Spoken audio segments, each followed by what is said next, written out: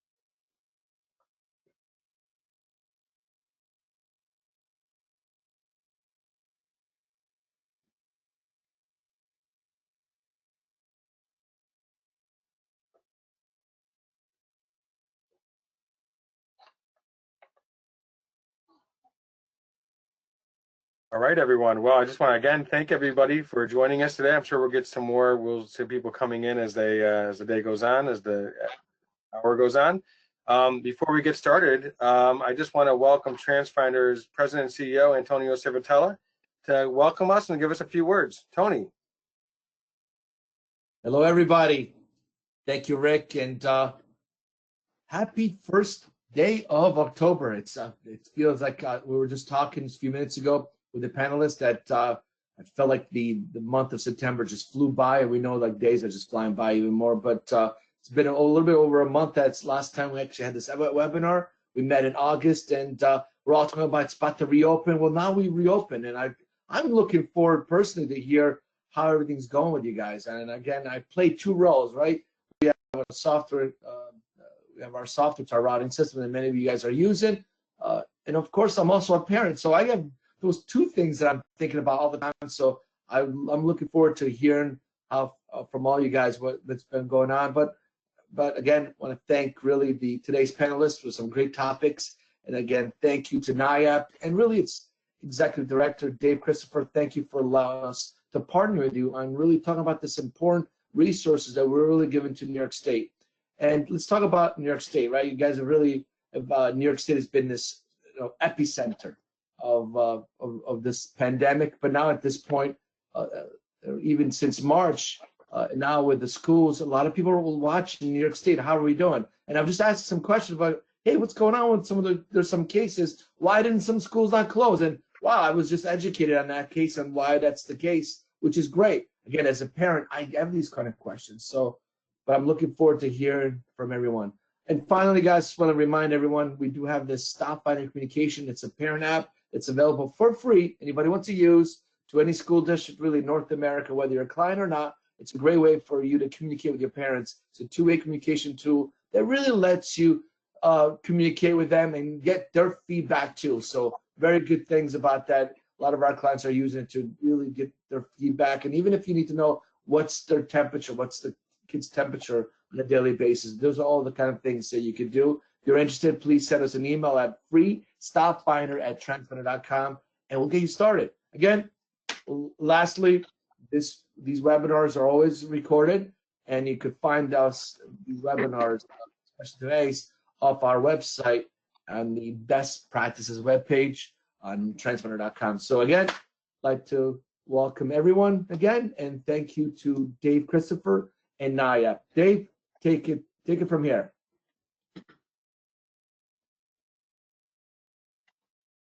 Thank you, Tony, and thank you, Transfinder and Rick as well for participating and helping us with these webinars and partnering with us. It's really a pleasure to work with you folks. And these webinars have been widely viewed and accepted. And when we didn't do them for those few weeks, people were saying, "Hey, what happened to webinars?" So I'm glad we're back in session and doing these informational webinars They're well received, and we're real happy to be able to do these.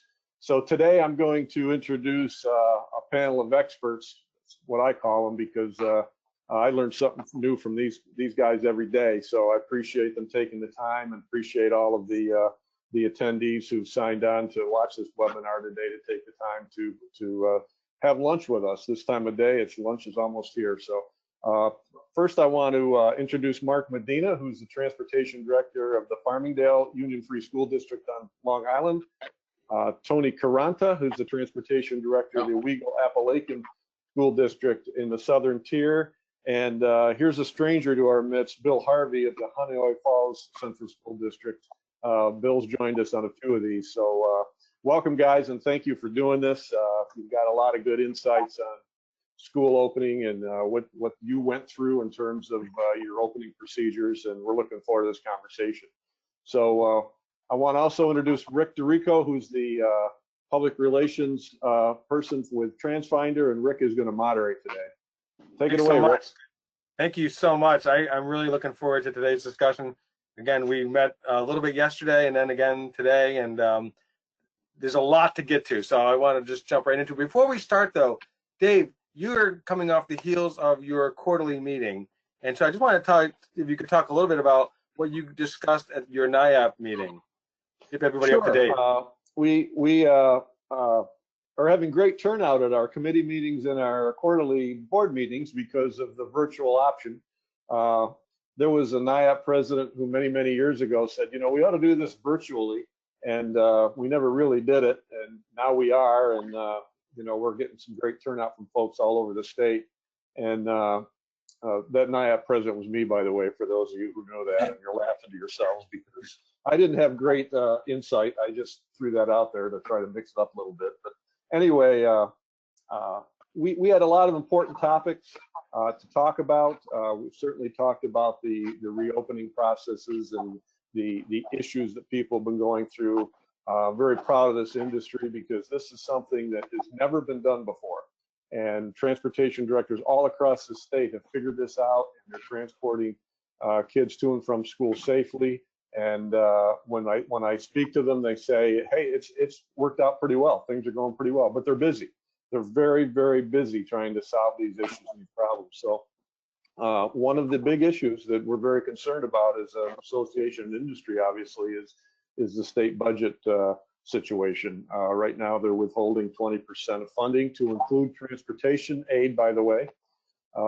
We were unsure of that when this all started, but they are withholding all aid to include expense-based aid. And we're not sure where that's going to go. Is it going to be a true cut, or is it, you know, someday are we going to be able to get this money? And we're concerned that it's going to affect transportation services. You know, it's one thing to have to cut, you know, paper clips and paper and, you know, things in the classroom, but when you start affecting school transportation, you affect safety. We're not spending money frivolously in this business, and when you have to reduce budgets, it's usually detrimental to safety in terms of the transportation department. So we hope that doesn't happen. Or you cut service, which is detrimental to the community. So we're going to watch that very closely. That's great. Thanks so much, Dave. I appreciate it. Maybe we'll come back on a panel on the budget because that might be a really hot topic, just to make adjustments. Sure. I want to thank again our panelists, Tony, Bill, and Marc. And we're going to get into, I want you guys to share a little bit about who you are, how long maybe you've been in transportation, a little bit about your districts. Before I do, I want to make sure I tell those in attendance that you are part of this webinar. So, you know, you can submit questions. We are monitoring these, and we try to get to them. I do have a list of questions, and I'm sure that our panelists have their own questions that they're going to ask each other. But if you have a question you want addressed, we are watching them, and I will get to those as quickly as I can. Usually I'll take yours first before I get to mine. So definitely want to hear from you. So let's just start with, I'll start with Tony, Bill, and Marc. If you guys could just tell us a little bit about, you know, your experience in transportation, and then a little bit about your district, and then we have a poll question, and we'll get into some more details. So Tony. All right, I'm Tony Quaranta. Been with Owego Apalachin now for a little more than 20 years. We got a little more than 2,000 kids covering 100 square miles, mostly rural area. This whole thing, we had to reinvent the wheel basically in the month of August, and that's been, what's happening here. Wow. Well, you've already whet my appetite, so we're going to go to you and hear exactly how you did that. So, Bill, go ahead. Well, thanks for having me, Rick. Appreciate the opportunity. And spent a lot of time talking about what we're going to do, so it's exciting to get back together on October 1 and talk about what we did and how it went. So I've been in pupil transportation for 36 years in one way, shape, or form, and currently, obviously, here at HFL, running transportation and safety security for the district, and very pleased to say that things have been going very, very well here. And as Tony said, we had to reinvent the wheel, no doubt, and that was a heavy lift. But while doing that, we had to make sure we retained the old wheel, if you will. And that's something we might want to chat a little bit about. I like it. That's great. And last but not least, Marc. Yes, hi, everybody. Marc Medina, Supervisor of Transportation at Farmingdale School District here in Nassau County. Been in the transportation industry for 9 years. I started out as a part-time bus driver and been the Supervisor of Transportation here in Farmingdale for 2 years. So this is only my second school opening, and it's been a doozy to say the least. But a lot of common denominators, with the school reopening plans coming out late, we had to make some late adjustments in August and find a way. And to piggyback off what Dave said, the supervisor of transportation, the transportation professionals on all sides, we answered the bell and we're getting things done. So this should be a very interesting conversation today. That's awesome. Thanks so much. Yeah, a couple of you mentioned that you attended many of these, and what the value for you is really hearing what other people did. And I think, Tony, you said just to know you're not alone, right? Yep, absolutely. Right from March, when NYAPT started doing the webinars, and then NYAPT has been doing the webinars, it was good to know inside that, I'm not alone in all this, even though everybody else has a different way of doing things. We're all doing things differently, and that's okay. Very good. I want to start with a poll question. John, I see your question. I will get to it very quickly. Good one. So for Bridget, could you, I want one of our key people at Transfinder, Bridget Moore, who is also our events coordinator, who you're going to be probably getting emails from as we talk about our upcoming annual client summit. That's next month. A little commercial there. Sorry, Dave. I had to slip it in there. But Bridget, who's also running the back end of today's webinar, Bridget, if you don't mind, if you could pull up a poll question. Really, we want to get a sense from the attendees, and I'm going to ask our panelists as well. If you could tell us, here's the question. Hopefully you see it on your screen. What was the biggest challenge to reopening this fall? And one of the panelists already said, we can only pick one. But if you could take a time, we're going to just do this for a minute, and I'll come back to, we can see our panelists' wonderful faces. But what was your biggest challenge? Was it meeting parents' expectations, adjusting routes as a result of government restrictions, retaining drivers to manage the bus routes, or social distancing on the bus? And I'm going to start in reverse order. I'm going to ask Marc, can you tell me, for you, what was that biggest challenge?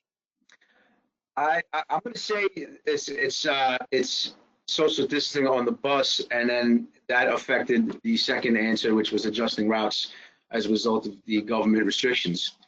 Okay. Those two things were, kind of coincide. And, once the guidance came out and there was, that word must social distance on the bus, it was, you had to take a step back and say, how can this even happen? 66 passenger bus, you're trying to configure different ways. And so we had to get creative with our schematic.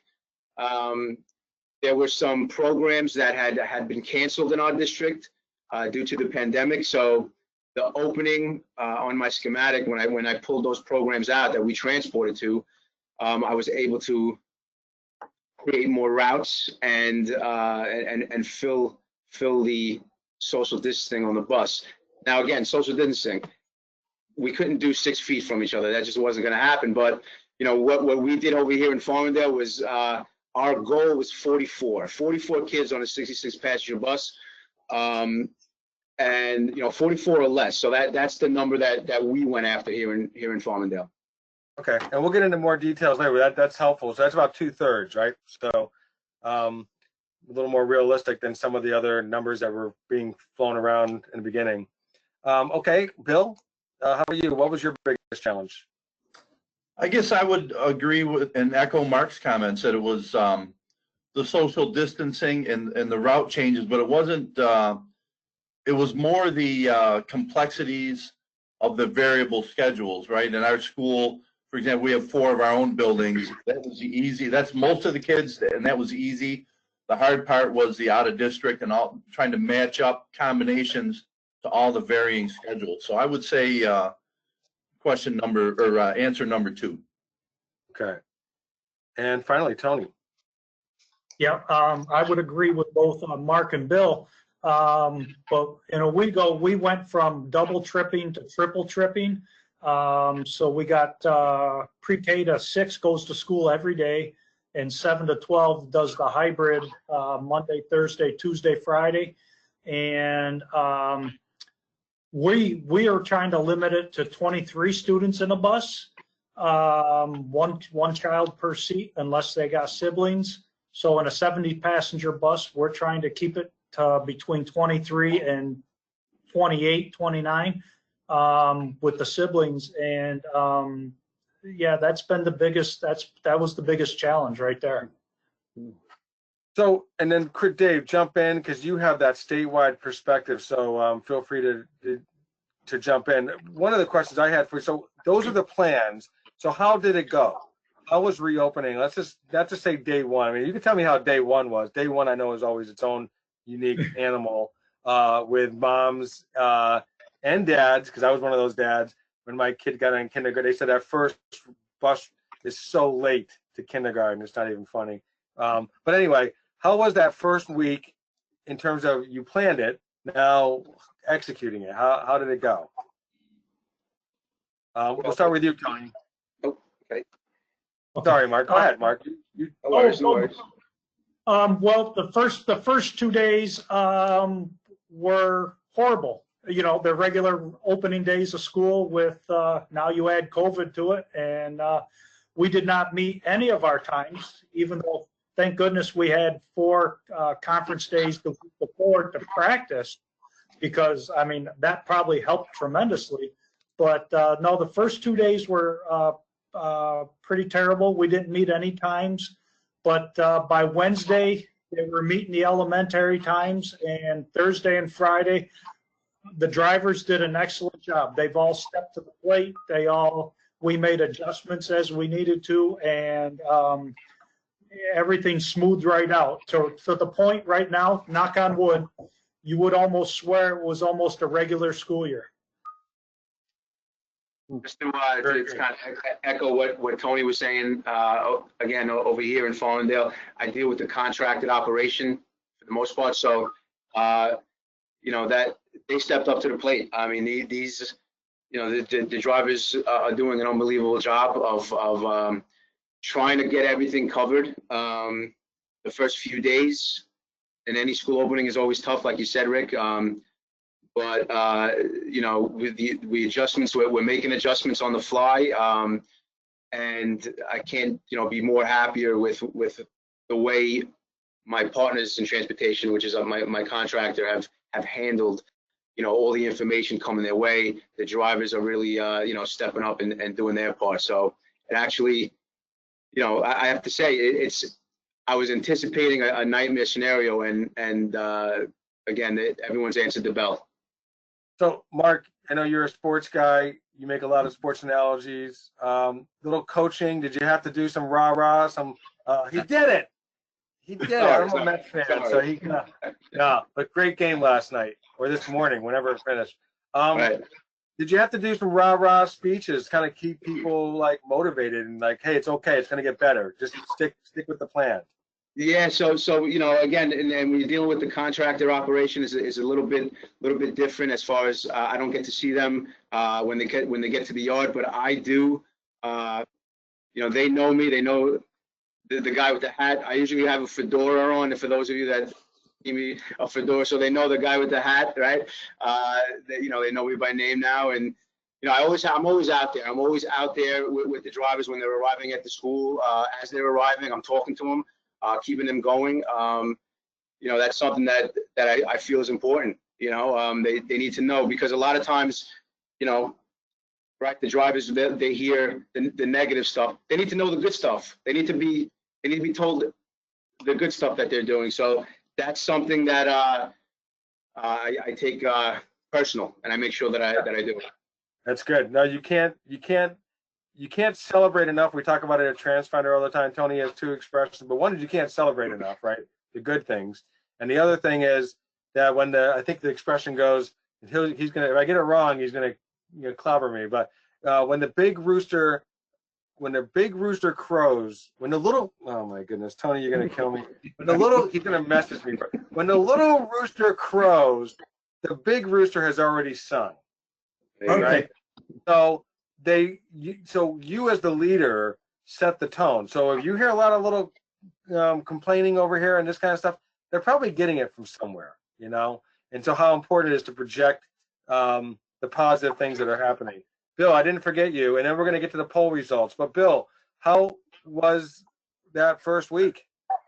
It actually went very, very well. And as I mentioned, I wear two hats in the district. So one is transportation, the other is safety and security, which leaves me managing traffic flow on the school site. So it was quite an interesting day. Our transportation piece went absolutely beautiful. And I think that we did something we've never done, and I'll tell you, we're going to do it going forward. And that's that we took a day and we did a dry run, and the dry run was, you follow the route sheet, you go to every single stop, you pull into the school, you pretend you're dropping off the students, and wow, what a great exercise that was. And that really put us in good shape, I think, for, we did that a couple days, and the drivers played along well, and it reaped benefits for us. It was interesting. We went into our parent traffic scenario.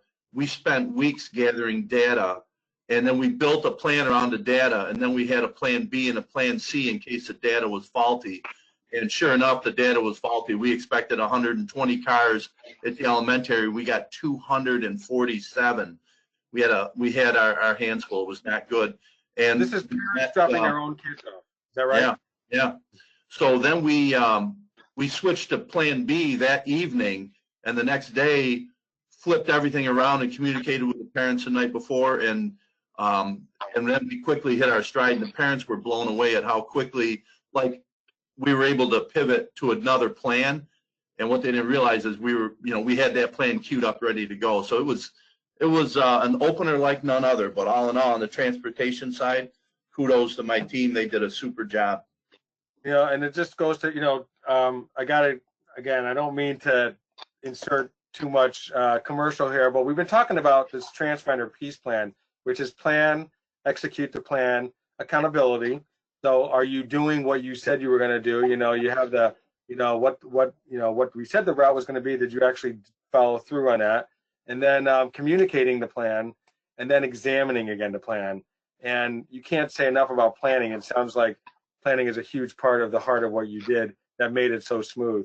I'm going to ask Bridget to pop on, if you could, poll results, and maybe Bridget, you could talk us through how people felt about their opening day. Yes, absolutely. So I hope everybody can see the poll results. They should be on your screen. Yes. So of everybody who voted, 53% majority said that adjusting routes as a result of government regulations was the largest challenge.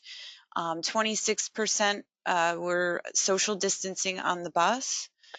12% meeting parents' expectations, and 9% was retaining drivers to manage the bus routes. Awesome. Thank you so much, Bridget. Piggybacking on that regarding the adjusting routes, and you can go back to the panel now. Thanks, Bridget. We have a question from a very well-known entity in New York, Rich Gallagher. Rich, thank you so much for your question, all in caps. So it's very important, guys. I'm going to read it word for word. But he said, is anyone having to redo routes again due to changing classes with the hybrid to 5 days in person at the elementary schools or whatever? Have you had to redo the routes already since the reopening? Bill says no. Anything you want to add to that? Or Tony, go ahead. I've had to reassign routes. Drivers that found out couldn't make the times consistently, I've had to reassign them to different people. We have not changed the routes per se. Okay. Right. We had, we had built our routes with the thought in mind that we'd be able to absorb a full 5-day attendance by our grades 7 through 12, which are doing a week-to-week hybrid. And then we added some buses, and we have the routes built with great flexibility at the elementary and at private parochial. And really, knock on wood, we have not had to go back and redo any routes. We've been very pleased with that. That's great. That's awesome. Just to piggyback off of that, over here, I built the routes based on really based on 5 days a week for everybody across the board. The way it shook out over here in Farmingdale was K to 7 is goes to school every day. 8 to 12 is on an AB day. So the way I kind of figured it was I was able to, that goal that I was shooting for 44. That was the goal here in Farmingdale.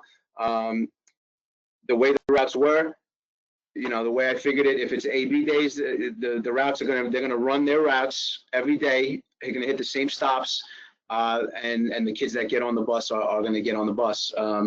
So we are lucky enough that again we don't have to make too many mid adjustments. That's awesome, Mark. Making me think of a question, and then I'll ask it to the others as well. If you have something you want to jump in on. But how involved were you in the district's decision making on its schedule, like AB and that kind of stuff? Were you or the transportation department? Right. So how can I say this? I hope I can say that I'm starting to learn a lot. That a lot of the ideas that I have that I foresee when there's an issue, and I make those points known. A lot of times it falls on deaf ears over here. Sometimes, a lot of times it does. So I'm starting to get that sense as I go. So that being said, I do make my voice heard. I do, I have a keen sense of what's happening, what is going to happen, what's going to work, what's not going to work. So being in the position that I am, they hired me to do a job, and I make my voice known. That's good. No, because we had a panel back in the summer about how to get a seat at the table with the other decision makers. And when you're talking about this, I mean, it's like, it can't be done in a vacuum, because every decision is going to have a ripple effect in all these other departments. So I mean, and again, I make sure my business official and I have a really, really good relationship. And I'm always in his ear since I met him, and he knows, on the chapter level, I'm the president, right? So like I'm constantly in his ear about what we're doing, what NYAPT is doing, best practices. I'm constantly pushing that message, and for the most part, he's on board with me. So now it's getting that message from my business official, to the other higher ups. But you're working your way. That's good. I like that. Anybody else want to add to that? And then Dave, I want to get your sense on that as well with Mark, what Mark just said. But anybody else, Bill or Tony, on that decision? I agree that having a seat at the table is very important. This year was a rather unique year with trying to make reopening plans, where our superintendent separated the administrators by the principals, and then everybody else worked on health and safety. And everybody kept saying I needed to be on the principal's plan, but I never was able to get on the principal's plan. And unfortunately, I found out about the new school plans the day before the parents did. So that made things incredibly harder than they needed to be here in Owego. But we worked it out. I mean, my transportation staff were great. The routing. In the midst of all this, I got a new dispatcher and a new head mechanic. So we were interviewing and hiring in the midst of all this. Yeah, it was wild for a while, but everybody just kept plugging along, and you know, we made it work. Like I say, we had to do some reassigning, but we've managed to do it. Very good. Bill, anything you want to add? Yeah, we were very fortunate here. I have a great relationship with, right from the, as Mark said, my business manager, my immediate supervisor at the board, school board superintendent, and great team effort. And I was very pleased to be involved. And as you can imagine, I, you know, weaseled my way into that sort of a position and built the equity long ago, and it paid great dividends. So yeah, I was very much included in every step of the process. So very good. Dave, anything you want to jump in on? Yeah, I think a couple things. I think Bill hit it on the head. Is you know, you got to build that equity. You've got to be working with your business official, your superintendents, your boards all the time, because when it hits the fan, as it did in March, you're going to need to be on that team to you know, kind of pave the way for your department. And I think that, you know, the other part of that is, you know, I don't think it's a point that you're not being listened to. I think there's so many things coming at a superintendent in terms of trying to solve a problem that, you know, trans is one of many. And it's certainly in every district an important element. But, you know, there's a lot of things to put on the table and figure out. And, but I think, you know, to Bill's point, building that equity is so important. It's something that you really have to continually work on, and you know, not burn those bridges. I want to get back to something that's good. Thank you, Dave. I want to get back to something that both Tony and Bill made a reference to, and Mark, if you want to add something. Tony, you said you had to basically build the, you know, you had to reinvent the wheel. And I think, Bill, you said you had to reinvent the wheel and also keep the old wheel as well. Is there anything you want to, can you kind of go a little deeper in there and tell us how you did it? Well, in March, we had 30 regular route drivers. And then towards the end of the year, through retirements and resignations, we were down to 24. And then you're looking at a 20% state aid cut. So we're trying to do more work with less people. And, you know, everybody says, you know, you really can't do that. But knock on wood, our staff stepped up. We went from 111 routes to 129. And we're doing it with 24 people instead of the 30 we had in March, and only trying to keep 23 or less on the bus. So I promised everybody I would make sure they all had enough hours per day to maintain their health insurance. I didn't want anybody to lose their benefit packages. And for the most part, we've accomplished that. And a lot of people are working 8 and 9 hours a day. Wow. But we're trying to not hire additional people. We're worried about that 20% cut in state aid. So, yeah. So that's where I said we had to reinvent the wheel, because with all the data the parents sent us about who's going to be virtual and who's going to drive their own children to school, to put 23 kids in a bus, we had to basically just change all the bus routes and start from scratch. Right. Wow. Thanks, Tony. Yeah, could I add on that? And I mentioned that, you know, we, as Tony said, we had to really reinvent the wheel. And I personally found that one of the hardest things for me as a leader was not to get sucked so deep down that rabbit hole of pandemic operations that we lost sight of of the ABCs, if you will, or the backbone, the foundation of what keeps pupil transportation the safest mode of school transportation for our kids, right? So it was like we were so caught up in all these new things that I needed to implement My staff needed, obviously they did the heavy lifting. I was the idea guy, but the point is to implement that and communicate it properly to all parties involved, and at the same time not forget that we need to do X, Y, and Z. And we're so much a business in pupil transportation of repeating what we do year to year.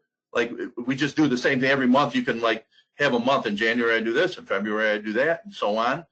And that kind of could easily go right out the window. So I found that to be a great challenge, to be intensely focused on the pandemic changes and not lose sight of the other.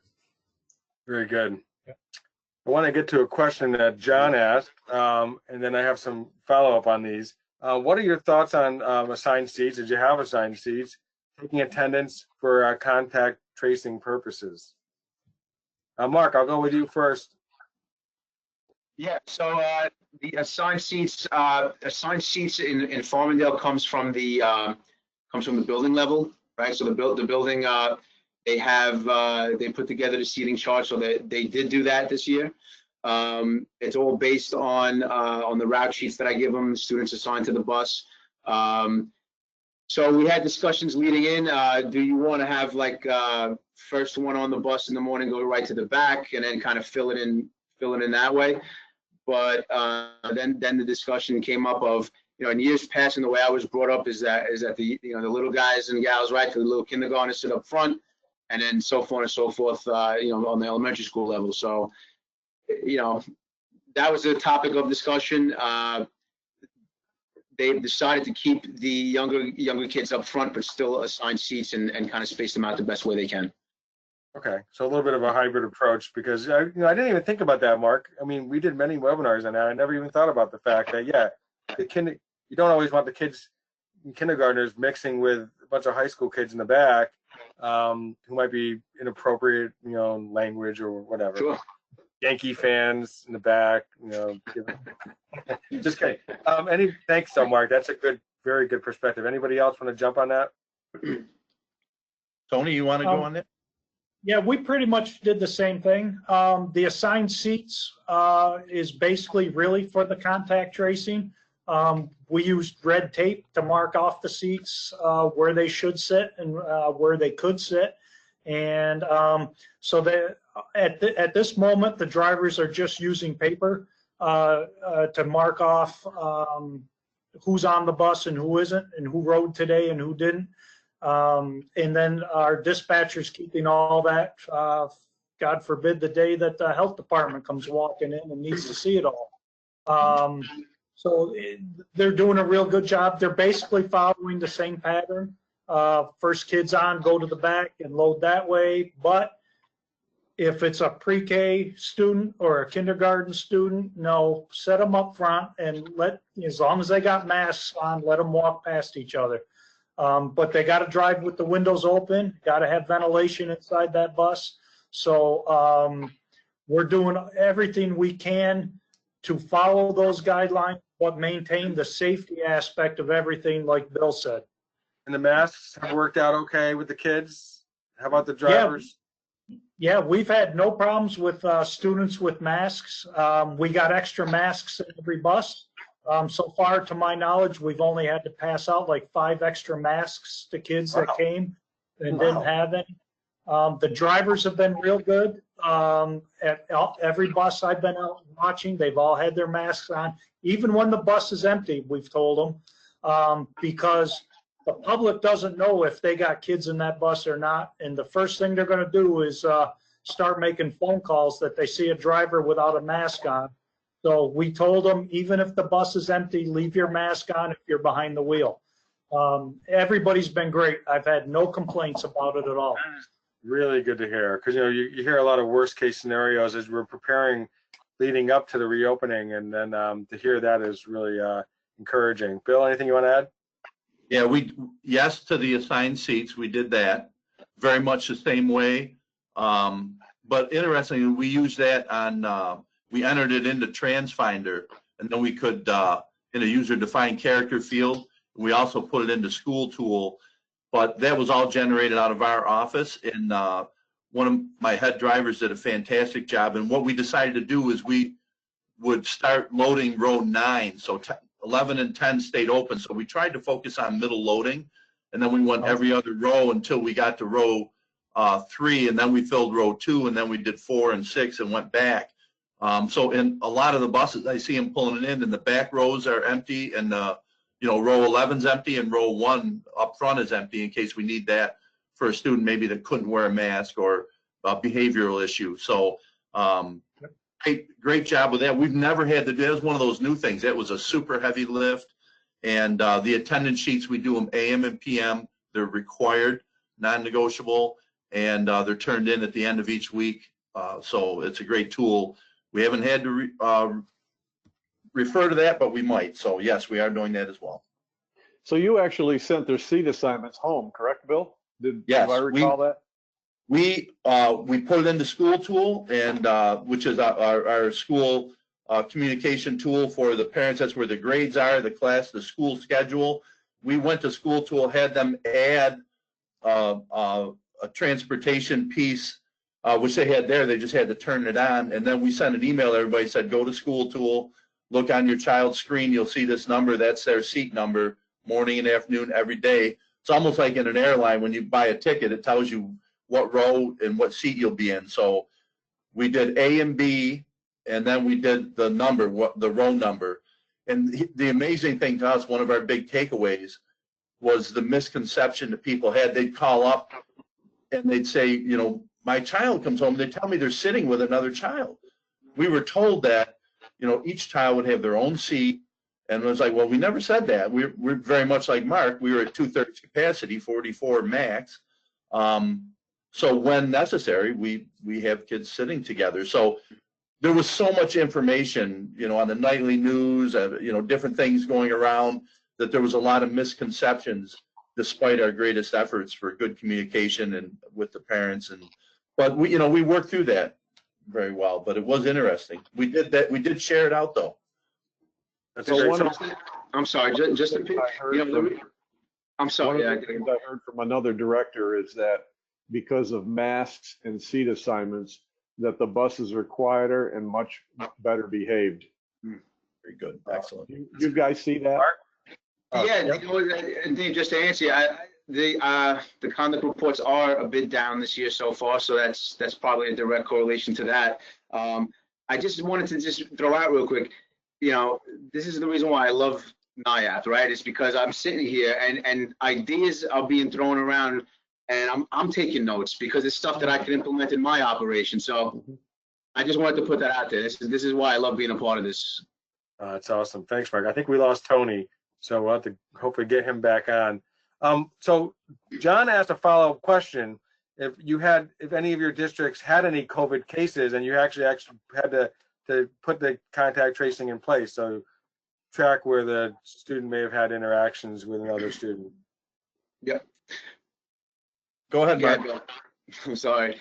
So yeah, here in Farmingdale, we did have a case at an elementary school where a student tested positive. The student happened to ride the bus, and it happened to be actually 2 different buses because it was a childcare situation. AM was from home and PM was to a daycare.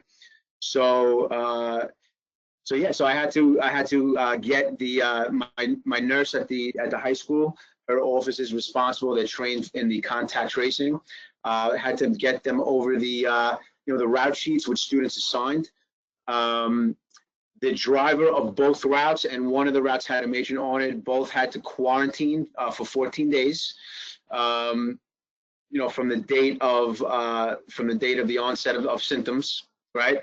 And every kid on the bus had to quarantine also for 14 days. So, that when you think about, when I thought about that, because that was the first time that happened, I'm expecting it to happen more. But the problem that I see it is that when this does start popping up throughout the district, and kids on different buses are becoming infected or with the virus, when they all have to start quarantining, and then the drivers have to quarantine also, and then matrons have to start quarantining, that's going to be a pretty interesting dilemma that we're going to have to address at that time. Thanks, Mark. Tony, I'd asked, I don't know if you heard the question about whether or not you had any incidents of COVID cases where you had to actually put the contact tracing in place, and Bill as well. Any? I have not. I've had 2 drivers out, but because of family members were in direct contact, so they had to stay out for the 10 days. I did hear from another school in my region that had to quarantine a bus because of a COVID case in the bus. And from what they said in talking to the health department in the next county over was, it was one of those really cold mornings. It was about 30 degrees. And so they didn't open the windows that morning because state ed said 45 or warmer, you should open the windows. The health department over in the next county told them that if they had the windows open, they would have only had to quarantine the students around where that person sat. But since the windows were closed, that's why they had to quarantine the whole bus. And so that's why, you know, I told all my staff, you know, take that as a lesson learned. Turn the heat on, open those windows, get a positive draft through that bus so that if something does happen or when something does happen, hopefully we can minimize it. It's going to be a cold winter. Well, lots of heat. Put a coat on. Do your buses have heated seats like my car does? No. Just the driver. Anybody else? I want to make sure I do. We did not have any yet, Rick, but we have had we've had numerous students that have been out for testing, and that has created a sense of angst with our drivers. They'll come in and the parent will come to the door of the bus and they'll say, "Here's Rick. Ended up he tested negative, so he's coming back today." And they're like, whoa, wait a minute. I never knew, you know. So we've had some of that going on, and we'll have the parent call and say, "Can you have the driver pick up Rick today because the test ended up being negative?" And we're saying, no. If he had a test, we can't put him back on the bus until we hear from the nurse. So we're working through trying to enhance that communication and make sure that all parties understand that the school nurse maybe puts them out if they have to have a test. The school nurse got to put them back in, and the drivers were letting them know that if there was reason for concern, a contact tracer would have contacted you. But it's I think we've had a situation like that every day this week. Nothing positive. Wow. Dave, I got a question for you in a minute. I just want to ask if any of you, how the whole bus cleaning scenario has worked. I mean, is it between afternoon, morning and afternoon? Is it the end of the day? Is it a mixture of both? How has that worked? And how you probably had to make revisions to your routes, I'm assuming, as a result of the timetable. Anybody want to just jump in and tell me a little bit about how the bus cleaning has worked for you and what you had to do? We've been able to secure a cache of wipes, and so every bus has a pack of wipes on it. And but every time students get off the bus, they got to wipe down the high touch areas, the tops of the seats, the backs of the seats, the railings, and then they can go on and pick up their other kids.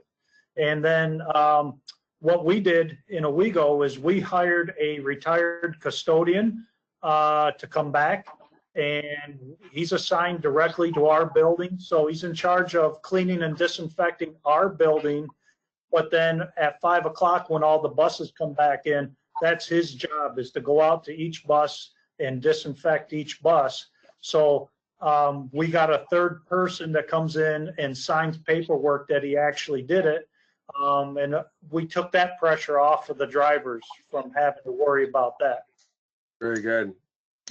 Yeah, we're doing the same thing. We're pretty much staying right on path with what our plan was, with a wipe down of high contact areas in between trips. We run a 2-tier schedule, and then when they come back, they give the bus a wipe down again, and about a half hour later, we have a team that goes out and we use the electronic sprays tools to spray. Yeah.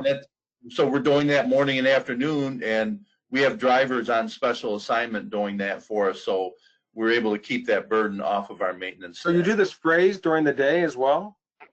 We spray it from 9:30 to 11:30. We disinfect the fleet before it goes back out in the afternoon. Dries and everything? It's able to disperse and, really? Okay.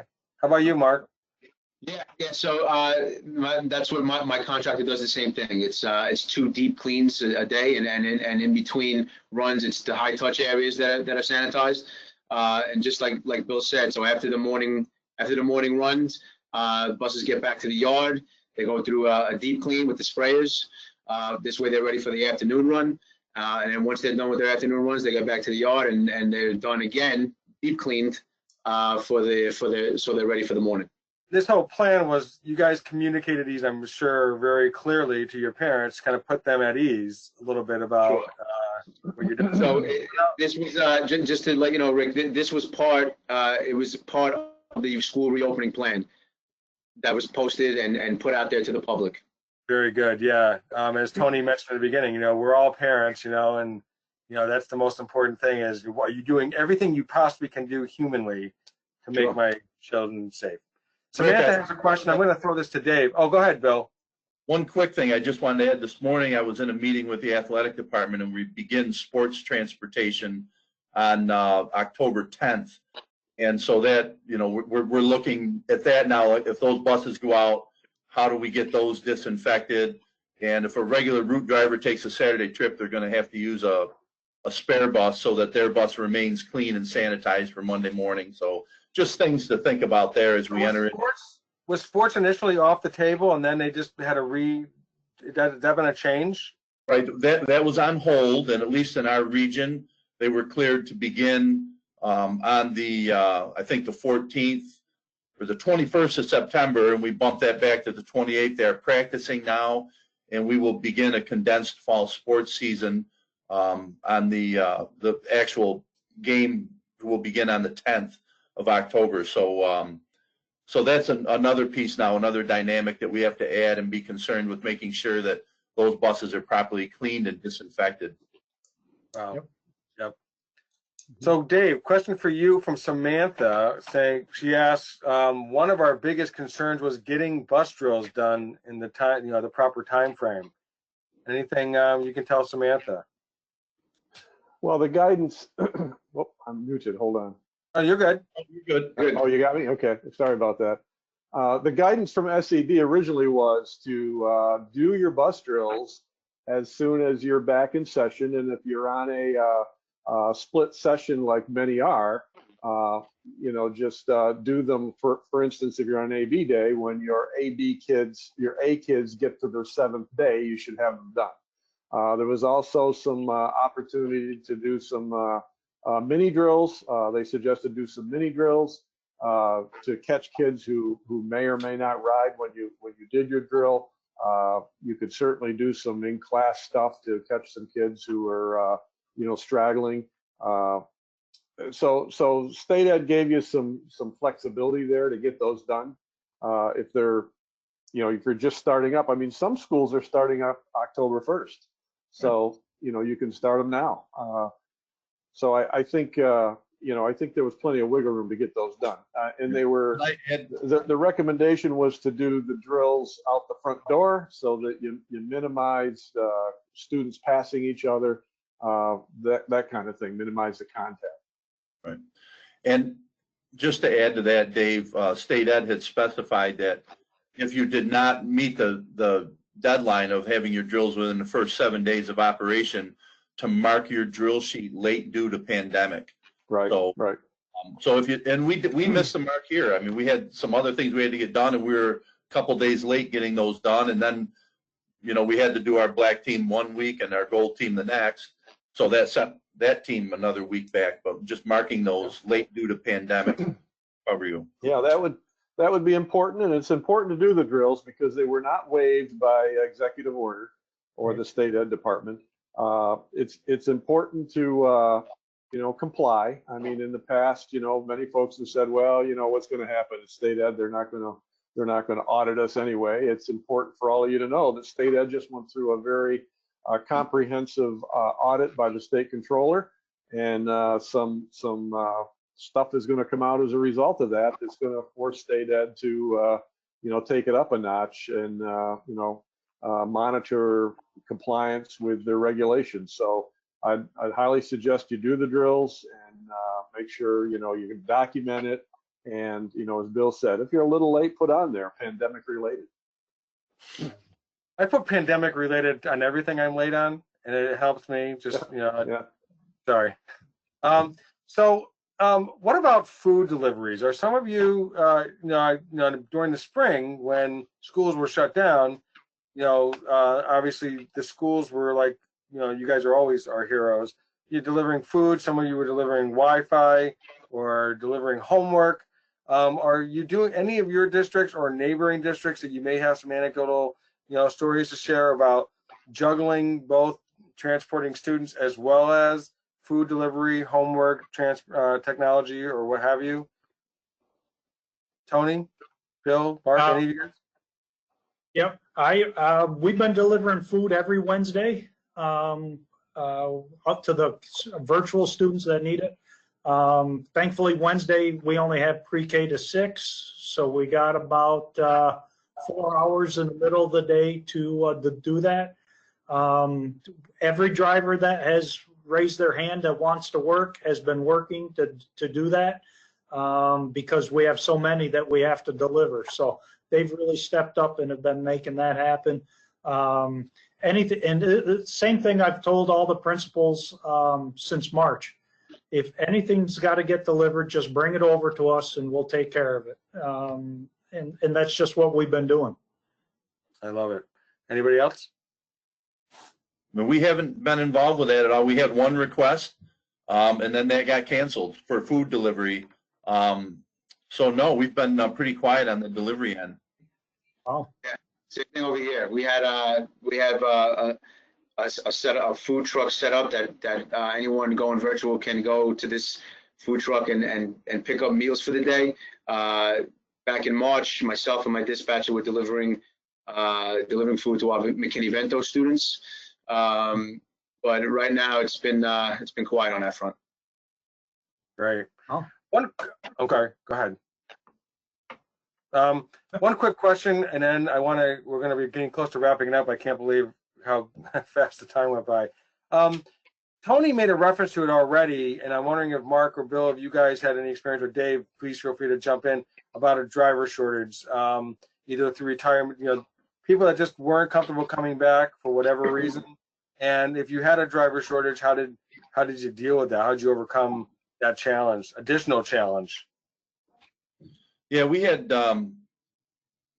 we started out about even with our staffing, and we were fortunate enough to have even during the pause and during the summer, we actually got some interviewing and training done. So we were starting out even, and in the 11th hour, I think we lost about 5 staff members. So we lost around 10%.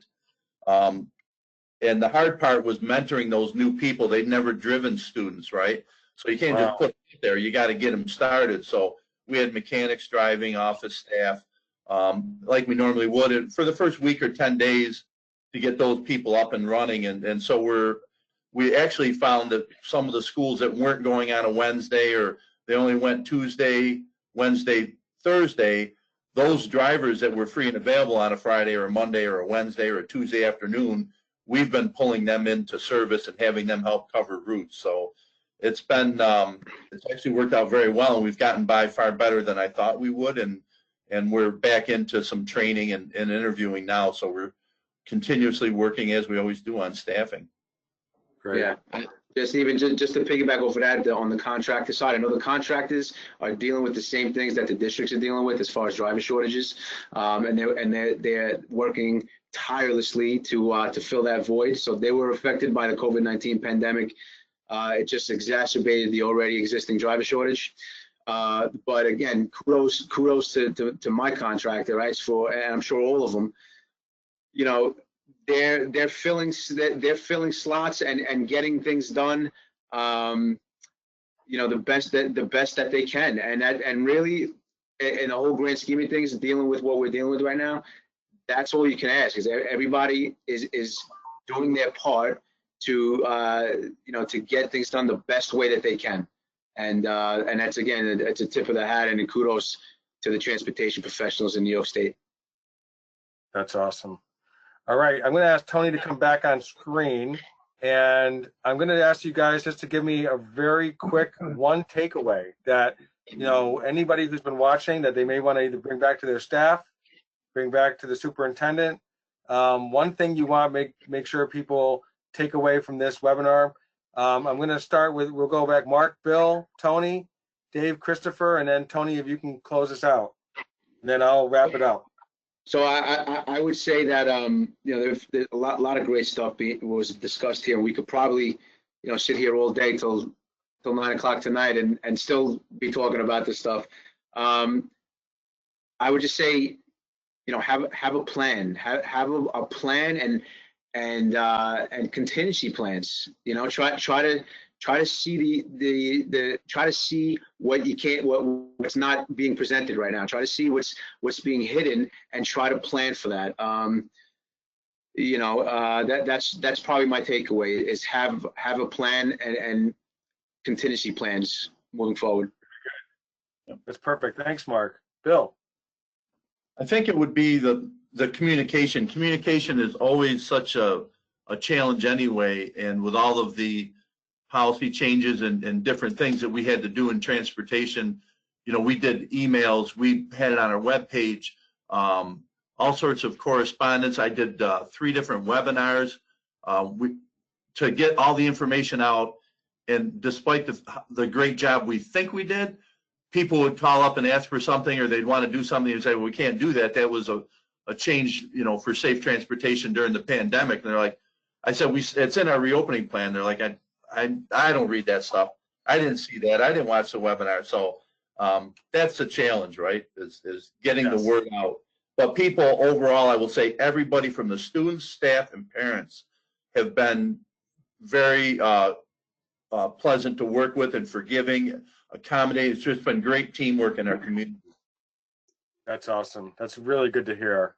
Tony, our panelist, Tony. I think the biggest takeaway I would have is take care of your staff, take care of their mental health, and take care of our own mental health. This has been incredibly stressful. I try and stand in the hallway AM and PM when they're walking through just to chat with them, see what their concerns are, but also remind them that they got to go home and relax and take it easy. So many drivers have told me they're just downright tired at the end of the day from all the changes and all of this. So I think it's important to keep reminding everybody so they don't get burned out to take care of themselves and their mental health. That's a very excellent point to be made. Yeah, you know, you're giving so much of yourself, and that just driving. I can't imagine the stress, literally, of driving a bus. To be honest with you, and to make sure you're taking care of yourself first and foremost. Dave, Christopher. Yeah, I would say don't forget the basics. We've been talking about this a lot. We're all focused on pandemic transportation, if you will, and you know, having plan A, B, and C together, which is all stuff we need to do, and taking care of mental health and you know, planning for the next closure and virtual, you know, virtual this and hybrid that, and that's all the reality. We certainly have to deal with that stuff, but we can't forget the basics of safe school transportation. You know, proper crossing procedures, watching out for passing motorists, you know, student management, all those things that we've learned through the years that are necessary to transport kids safely. We also have to be thinking of that. So it's just, you know, it's remember the basics as well. Excellent, excellent. Antonio? Guys, I'm always so impressed to hear you guys. I got tons of takeaways. And you know, one thing I got to really say, and I think I second what Dave just said, I always talk about how service, you know, you serve cold food cold and hot food hot. It's basics, right? Those are the fundamentals. And I want to tell you, I sent an email to the company last night. We ended third quarter, it's 9 months of the year, and we're all struggling, helping everyone and trying our best.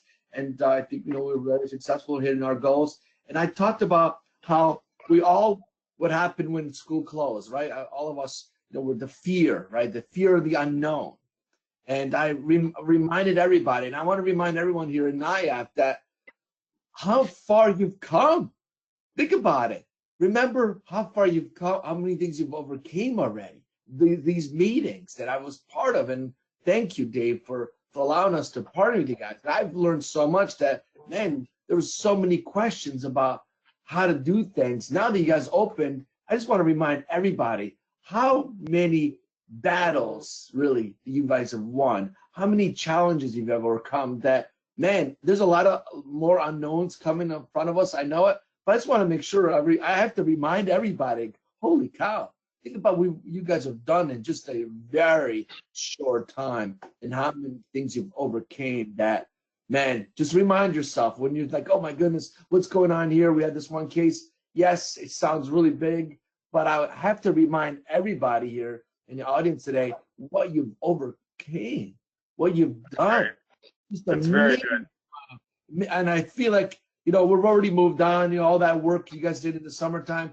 I don't want to move on. I want to remind everybody that you guys did that, and you guys came so far ahead of really the rest of it. That's a good reminder. Good reminder. That's right. It's a great success story. It is. Sure. You can pat yourselves on the back a little bit. We'll give you air pats on the back, because seriously, you guys have done yeoman's work to make this happen. I want to thank Tony, thank you so much. I want to thank our panelists again, Tony, Bill, and Harvey, Marc, Bill, Harvey, and Marc. I want to thank Dave for your leadership at NYAPT, and just all that you have done to really, again, as Tony said in his introduction, New York State is the epicenter, and you've just provided such a great resource for schools across the state. As you see on your screen, if you have a story, we're always looking for that, because as Tony mentioned, our best practices page, which is anchored off of our homepage, transfinder.com, we are trying to document it. We haven't stopped documenting these. So if you've made changes, and as Tony, you guys all mentioned, you took notes, Marc mentioned taking notes, if we can document these things, we want to share these with everybody, whether they're a Transfinder client or not, frankly, how they can learn from other people's stories. They also may become a future panelist, because we want just to hear those stories can really resonate. I want to also say that we will be back again in 2 weeks. So we're back in the saddle again. We moved the time, so hopefully you can tell your friends, colleagues, 11:30. So we're fitting, I think, better into people's lunch hour. So 11:30 again Thursday. So mark your calendars. And until then, I hope you all have a great rest of your day and a great weekend. Thank you. Bye, everybody. Thank you. Thank you.